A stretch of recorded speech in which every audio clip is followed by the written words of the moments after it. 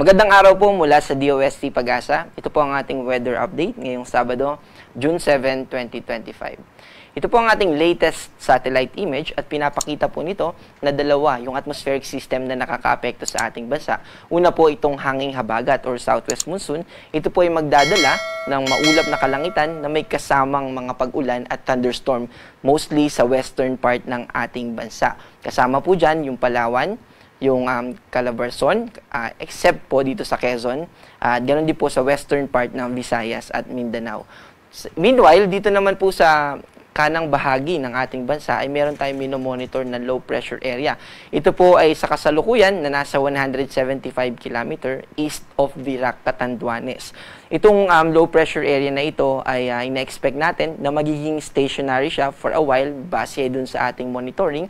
Pero yung propagation niya sa susunod na mga araw ay magmumove siya overall westward movement.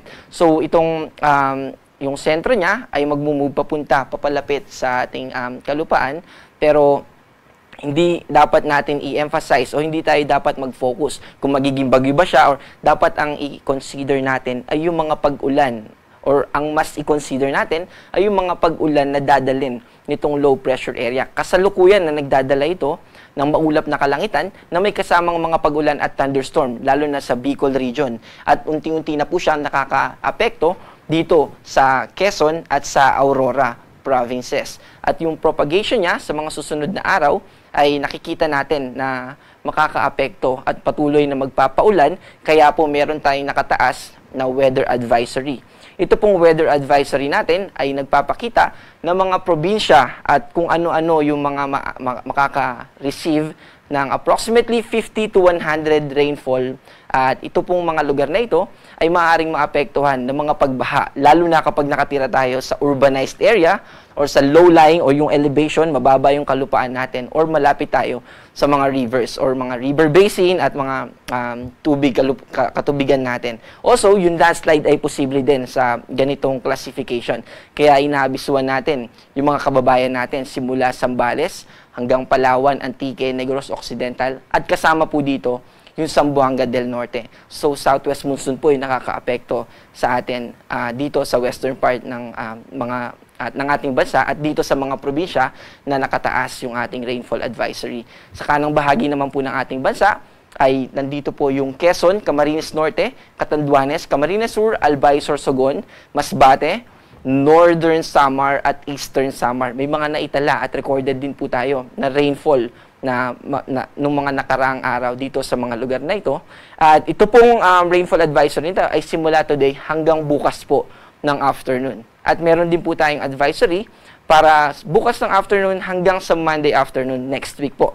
At meron na tayong nakataas na orange. Ibig sabihin ay maaaring 100 to 200 mm yung ma-receive ng ating mga kababayan, specifically dito sa Occidental Mindoro, Palawan at sa Antique. Dito ay hindi lang posible, meron ng mas mataas na tsansa yung mga pagbaha at yung mga pagguho ng lupa. Kaya gusto natin paalalahanan yung ating mga kababayan dahil sa dami ng mga pag-ulan na maaari nilang ma-receive ay mag-ingat po tayo, maging updated tayo sa mga related na balita tungkol sa weather at dun sa lugar natin. Maaaring may mga roads na magsara. Dapat alam po natin kung saan tayo pupunta. Meron din tayo dapat na nakahandang go bag or anything na, lalo na kapag aware tayo na nakatira tayo sa mga bahaing lugar or sa mga landslide prone areas na lugar. Meron din po tayong nakataas na rainfall advisory simula Monday afternoon hanggang sa Tuesday afternoon. At nakikita natin na patuloy na makaka-receive ng about 100 to 200 mm yung mga kababayan natin sa Occidental Mindoro, sa Palawan at sa Antique. At gusto natin i-remind na yung mga pag-ulan ay hindi po ibig sabihin na nasa rainfall advisory tayo, ay 100% na uulanin na yung mga lugar natin. So may mga areas na maaaring magkaroon ng mga localized thunderstorm at meron naman po na hindi ulanin yung mga lugar nila pero yung katabing bayan nila yung uulanin. At patuloy pa rin po yung nakikita natin na pag-move ng low pressure area sa mga panahon na ito. At Muli po ay gusto natin ipaalala sa mga kababayan natin na maging mapagbantay at mag-ingat po. Para po sa ating forecast bukas, patuloy yung epekto ng nung low pressure area at nung hanging abagat. At ito po yung magdadala ng maulap na kalangitan sa maraming lugar sa Luzon. Pero dito po sa Baguio at sa Lawag ay patuloy, mostly sa northern part ng Luzon ay patuloy maaliwalas na panahon sa ngayon. At at may chances pa rin ng mga localized thunderstorm. Ang agot po ng temperatura natin sa Metro Manila ay 26 to 31, sa Baguio ay 17 to 24, sa Tugigaraw ay 25 to 32, at sa Legazpi ay 25 to 29. Dahil po sa epekto muli ng southwest monsoon at yung patuloy na pag-progress or paglakas nito, also gusto rin po natin i-inform yung ating mga kababayan na yung pag-move ng low pressure area ay maaaring mag-interact dito sa southwest monsoon at maaari nitong napalakas sa mga susunod na araw yung southwesterly winds natin na maaaring mag-contribute sa mas malakas at mas widespread na mga pag-ulan. At dito po sa Palawan, and overall sa Visayas and Mindanao, patuloy yung maulap na kalangitan na ating ine-expect bukas at may mga pag-ulan po tayo na ine-expect. At maging handa din po tayo para sa mga pag-ulan na maaari natin na ma-receive.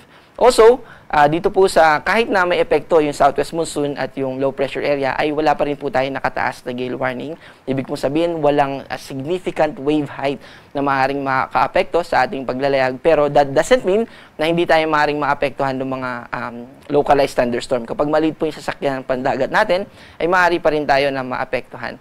Para po sa 3-day weather outlook natin or yung ina-expect natin na weather simula Monday hanggang Wednesday, dito po sa Metro Manila ay patuloy yung epekto ng southwest monsoon, kaya patuloy po na magiging maulap next week. Sa Baguio naman po, sa Monday ay yung mananatili, yung partly cloudy or maliwalas na panahon, pero sa Tuesday and sa Wednesday dito sa Baguio ay manunumbalik sa cloudy skies na may kasamang mga pag-ulan. Ganon din po sa Legazpi, tuloy-tuloy po yung pag-ulan dito sa Bicol region, kaya naka-cloudy pa rin po ang ating weather. Dito po sa Kabisayaan, sa Metro Cebu, Iloilo, sa Tacloban, simula Monday hanggang Wednesday ay patuloy po yung mga pag-ulan natin dyan, patuloy na magiging maulap yung ating kalangitan. Dito naman po sa Mindanao, sa Metro Davao, ay patuloy yung PC2C, partly cloudy, ito cloudy skies, at may posibilidad pa rin ng mga pag-ulan lalo na sa hapon at sa gabi. At sa Cagayan de Oro City po at sa Zamboanga ay patuloy yung epekto ng ng southwest monsoon. Mainly southwest monsoon po dito sa Mindanao sa next week. At magkakaroon lang ng maliwalas na panahon sa Zamboanga pagdating po ng Wednesday.